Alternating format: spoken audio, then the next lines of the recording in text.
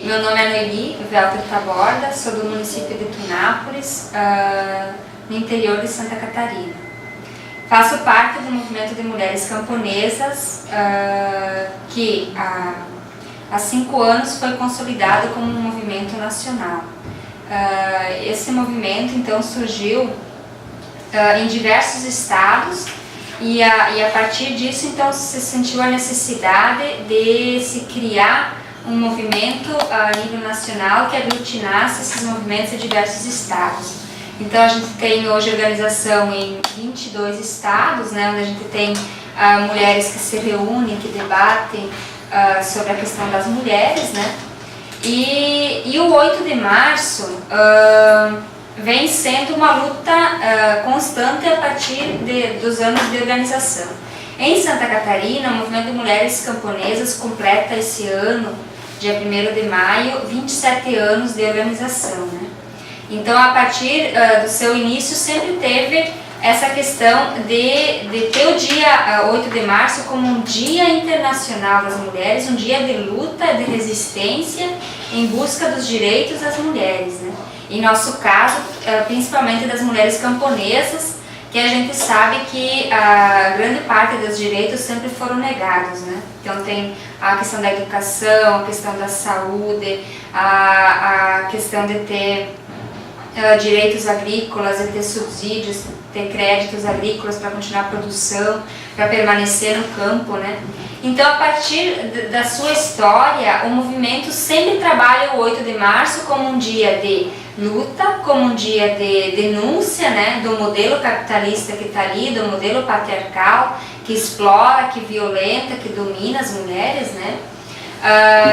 Também da questão da reivindicação, né, ter acesso a políticas públicas que viabilizem a produção no campo, né, que viabilizem as famílias camponesas permanecerem no campo, e também um dia de passeata, onde as mulheres vão para a rua colocar a questão das mulheres. Eu sou a Noeli Boa, sou do norte do estado do Espírito Santo, no município de São Mateus.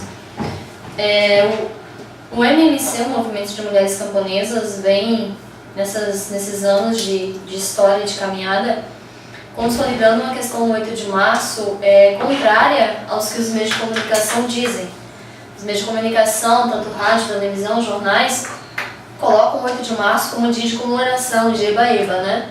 E, na verdade, o 8 de março ele pode ser considerado comemoração por todas as lutas que nós mulheres já conseguimos, mas ele é principalmente colocado pelo movimento de mulheres camponesas como um dia de luta, para a gente ainda conseguir se organizar muito mais através de manifestações, como passeatas em alguns lugares, com reivindicações para as prefeituras, das secretárias estaduais ou municipais, e a partir desse 8 de março, com essas questões, com essas reivindicações postas nessas situações, ver se a gente consegue o que a gente ainda necessita de luta. Então, o 8 de março, para nós mulheres camponesas do movimento, e também do movimento da Via Campesina, não é só o movimento de mulheres camponesas, mas abrange a Via Campesina como um todo. Não é apenas um dia de comemoração, é um dia de comemoração por todos os direitos que a gente já conseguiu para trás, mas também é um dia de luta, que a gente ainda precisa de muito mais coisas. Principalmente em relação à questão de algumas lutas que a gente coloca mais a fundo, que é a questão da permanência da mulher no campo, que a gente tem que lutar muito por isso daí, por causa da questão do agronegócio no campo, ele vem expulsando muitas famílias. No norte do estado tem algumas realidades em cima disso daí, principalmente com as mulheres indígenas e quilombolas, pega norte e centro do estado do Espírito Santo com essas situações, que é uma situação de opressão, de expulsão do campo mesmo, e isso daí gera um empobrecimento das famílias por causa da conta do agronegócio. O que vem puxando muito o agronegócio lá é a questão do monocultivo de eucalipto, seja ele para celulose ou para ser usado como madeira. Essa é uma das lutas que a gente tem no estado, que essa questão do monocultivo ela seja barrada, que ela não continue, que as terras que foram pegas, roubadas para ser exata, das indígenas e das quilombolas sejam devolvidas, das famílias indígenas e quilombolas sejam devolvidas, e que se tenha posto para a gente que é camponesa, que o projeto que a gente tem que abraçar, que o projeto que a gente tem que colocar em difusão no Estado, no Brasil, até mesmo no mundo, é a agricultura familiar. Porque só a partir da agricultura familiar a gente consegue manter a família no campo, consegue fazer uma produção para consumo próprio e o que sobra comercializa-se, ao invés de ser o contrário. Ao invés de a gente produzir para comercializar e o que a gente necessita para consumo, a gente vai lá no supermercado, vai lá na cidade pegar, comprar, no caso, né? E a agricultura familiar, ela é o principal modelo que a gente precisa lutar para ser conseguido implantar no campo, para que as mulheres camponesas tenham direitos. E também tenham deveres nessa questão, né? Porque se você quer implantar um projeto, você precisa de que a gente também cumpra um papel social em função desse projeto. Dentro dessa questão do agronegócio, o que ele traz para as camponesas no campo, já falei um pouco sobre a situação das quilombolas e das indígenas, mas no geral o agronegócio para o campo, como forma de violência para as mulheres, traz uma situação absurda de uso extensivo de agrotóxicos e insumos agrícolas no geral para a produção. No caso, então, a produção deixa de ser saudável, deixa de ser para consumo da família e vem essa situação dos agrotóxicos que, um dado assim, só para ter uma noção de como está a situação no Brasil hoje, as pessoas consomem 7 quilos de veneno por ano. Não importa se diretamente ou se diretamente. Se mexe diretamente com o veneno, com o agrotóxico, ou se consome alimento que tem agrotóxico, ou se não consome e se não mexe. Indiretamente, através da água, através do ar, consome-se 7 quilos por pessoa, por habitante. Campo, cidade, por ano. 7 quilos de veneno. Então eu acho que isso é um absurdo. E essa é uma das lutas que a gente precisa. Essa é uma violência cometida contra as camponesas, contra as suas famílias, que é uma luta que a gente está contra, que a gente está batendo, mas que ainda precisa ser colocada como uma reivindicação no 8 de março.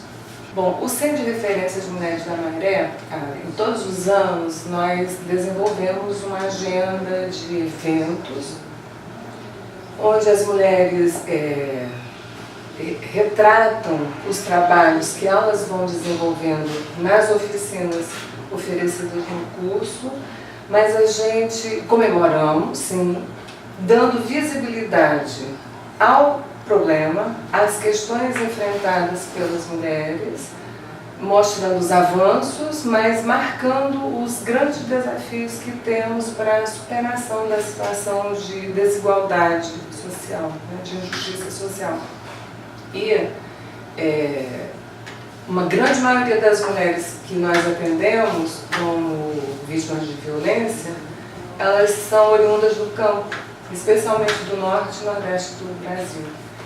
Um percentual muito pequeno de sulistas e um percentual na Vila do João, um percentual mais elevado de angolanos e angolanas, e atendemos muitas angolanas, né?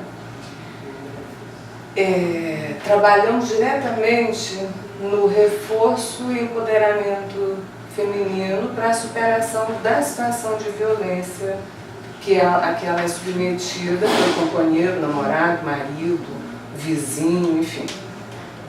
Investindo em formas alternativas de capacitação para a geração de trabalho, em formas solidárias, cooperadas, informando a elas diferentes alternativas de produção.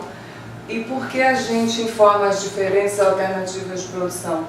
Porque nós estamos incentivando e apostando no reforço dessa autoestima, na expectativa de que a mulher possa vir a superar a situação de subordinação, e não investimos na substituição de uma dependência por outra dependência, que seria a dependência do centro de dar a direção dos seus destinos. Oferecemos de forma mais democrática uma diversidade de conteúdo para que ela reflita e invista na superação da sua situação de dominação.